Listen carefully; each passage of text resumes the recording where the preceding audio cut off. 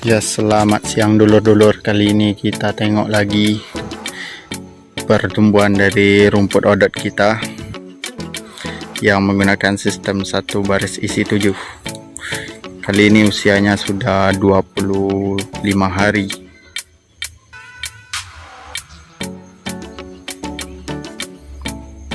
Ya, topik kita kali ini kita akan melihat hewan-hewan yang mengganggu pertumbuhan rumput kita ini.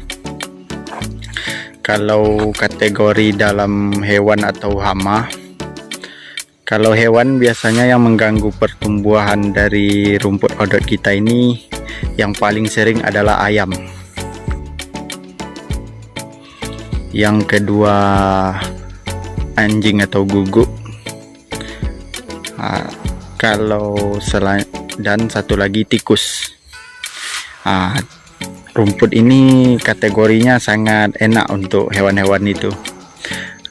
Kalau ayam biasanya cari makan sekitar pangkal-pangkal dari rumput ini, istilahnya cakar lah sekitar rumput ini. Kalau anjing, itulah umur-umur seperti yang kita bedengkan ini. Ini paling enak untuk anjing tidur-tiduran di atas ini. Itulah masalahnya, banyak rumput kita yang patah dibikinnya. Kalau selanjutnya itu tikus.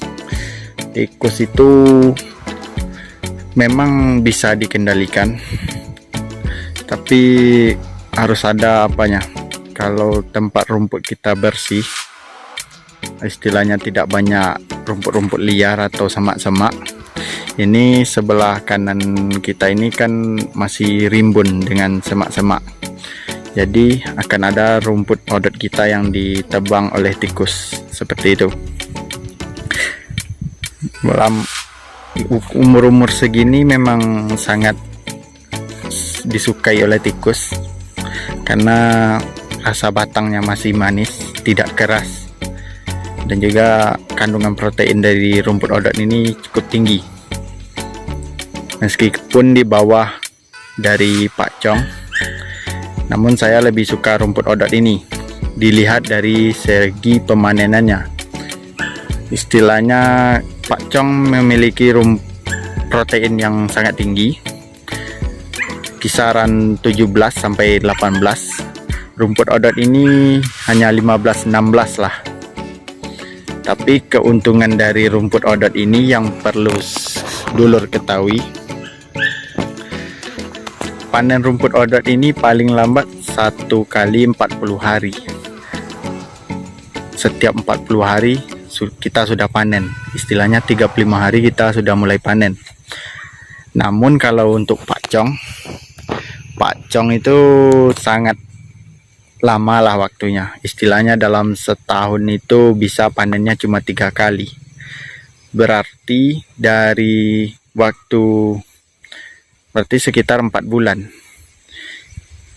Bisa dulur tengok sendiri 4 bulan itu berapa hari, atau paling cepatnya 3 bulan, 1 kali 3 bulan sekitar 90 hari.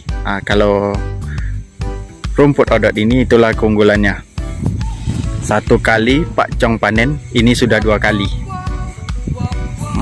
Itulah, kalau kita mencari kualitas, memang mencari kualitas dan protein tinggi memang menang dari pakcong. Tapi kalau kita patokan ke kuantitasnya atau jumlahnya, odot inilah yang saya sarankan. Ya, karena itu kita sudah 2 kali ngarit yang ini, pakcong baru sekali.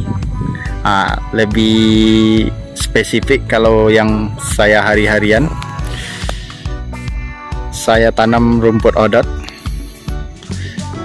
Setelah 2 kali saya ngarit di sini, misalnya saya menanam rumput hari ini, besok saya nanam jagung. Sudah 2 kali saya ngarit rumput ini, baru 1 kali kita ngambil jagung. Seperti itu. Jadi bisa dulur bandingkan sendiri. Memang proteinnya kalah dari rumput pakcong, namun kalau dilihat dari jumlah atau keterbuangan, istilahnya rumputnya sudah keras, rumput odot ini paling tingginya pun cuma segini. Ini udah calon-calon bibit untuk kita jual nanti. Cuma ini yang paling tinggi. Dan juga jenis rumput gajah. Kalau semakin tua dari rumput gajah atau rumput pakcong, batangnya semakin keras, otomatis proteinnya semakin turun. Patokan lainnya dari rumput odot ini, untuk berbunga ini sangat lama, istilahnya proteinnya masih tetap tinggi. Kalau sudah berbunga dari rumput itu, otomatis proteinnya turun, secara kasarnya lebih tinggi. Ya, kalau saya lebih sukanya dengan rumput odot, begitulah pendapat saya. Bagaimana pendapat dulur? Ya, kalau istilahnya ini yang kita untuk bibit ini cuma tingginya segini. Kalau pakcong tidak kita arit, atau istilahnya belum sampai ke tempat ini kita arit, otomatis dia bisa setinggi dari gubuk ini. Dan batangnya keras, dan juga untuk membersihkannya lama. Kalau odot seperti ini saja, diarit nanti diambil bibit bisa dijual langsung. Dan juga ngangkatnya lebih mudah daripada rumput gajah atau rumput yang lainnya. Peminatnya juga lebih banyak rumput odot ini. Ngambilnya mudah, bawanya mudah, seperti itu. Istilahnya kalau ada orang yang ingin belinya dengan motor, pakai motor biasa, ini kan masih bisa dinaikkan. Kalau rumput pakcong dengan panjang 2,5 sampai 5 meter itu termasuk sulit lah untuk membawanya pakai motor. Itulah kendalanya satu.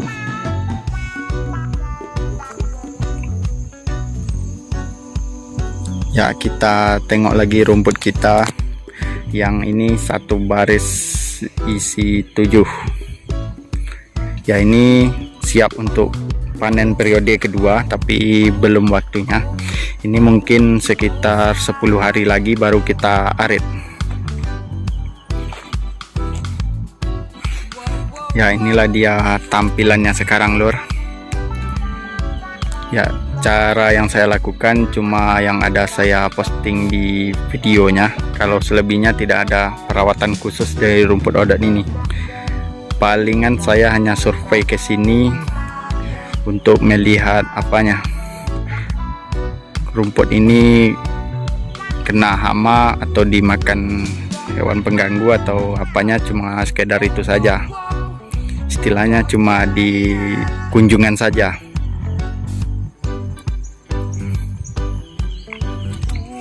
Ya, masih banyak cara tanam yang lain, nanti kita lihatkan. Ada juga tempatnya saudara saya tunjukkan sistem tanamnya, itu istilahnya sistem tanam matahari.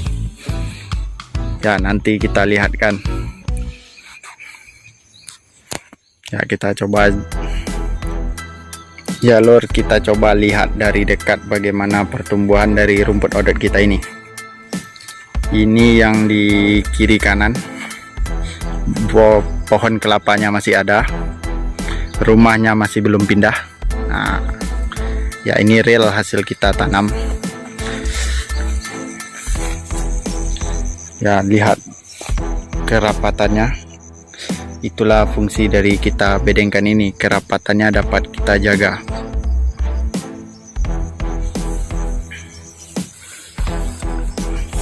Ya, seperti itulah.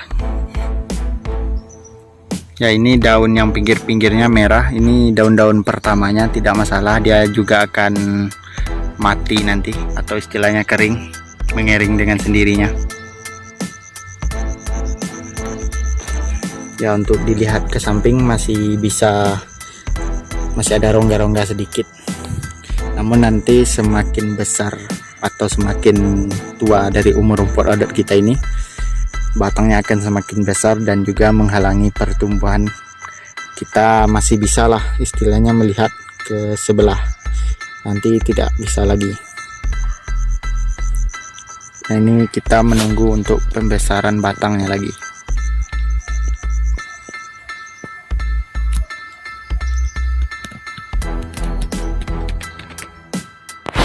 Ya, kalau kita lihat inilah panjangnya. Panjangnya sekitar 15 meter.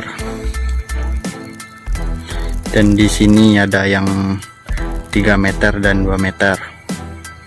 Ya, kemarin kita dapat ngarit di sini untuk stok sekitar 1 minggu. Jadi untuk arit yang kedua mungkin bisa sampai 9 hari. Untuk 9 hari. Ya, seperti itulah fungsinya kita melakukan pembedengan dan juga pemupukan dengan urea. Cukup urea saja, tidak apa-apa.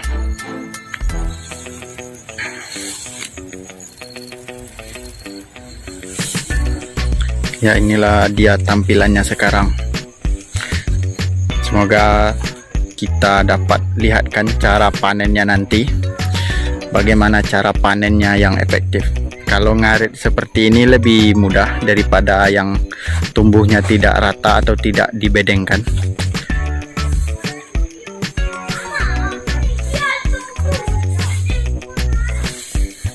Ya, harus kita pecahkan rekor dari tanam yang pertama.